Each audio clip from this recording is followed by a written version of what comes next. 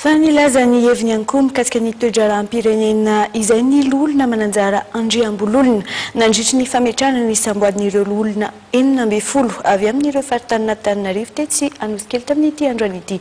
Mbola Gislain Velsy ety rekotarsan antrano. Manoloana izao savorovory misy eo anivon'ny fahefanam-panatanteraka izao dia maro mihevitra fa tokony handray fepetra amin'ny famahana ny olana misy ihany koa ny ao amin'ny fahefanam-panao lalàna. Efa voafaritry ny lalam-panomezana mazava tsara nefa ny anjara andraikireo androm-panjakana isan-tsokajiny.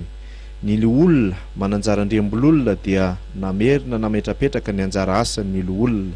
Ny olona dia mpanolo-tsaina ny gouvernemanta araky ny lalam-panorenana. Ary izahay araky ny toky izay menay teo dia ny lara-pahamehana aminay dia ny resaka filaminana, ny resaka fampandrosoana ka izay mampilamina ny firenetsika, izay mampandroso ny firenetsika, izay ny tena zava-dehibe indrindra, izay irosotsika amin'izany fampandrosoana zany ary indrindra ny sininy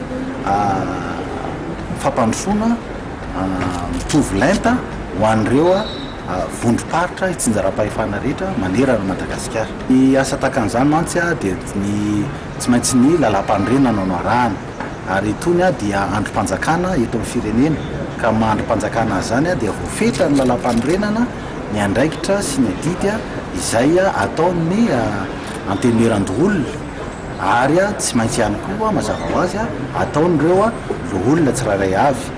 Ka hitanareo fa raha niresahako teo dia ny lafiny ara-toe-karena sy sosialy, ny lafiny politika zany dia iny anjaran'le olona tsirairay avy zay, fa raha androm-panjakana azy dia ny lafiny politika tsy tafiditra ao anatin'ilay andinin-dalàna ao amin'ny lalam-panorenana.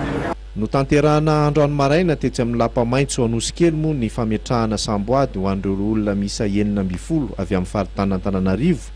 Ny filohan'ity androm-panjakana ity moa no nanolotra ireo samboady tamin'ireo olona 12.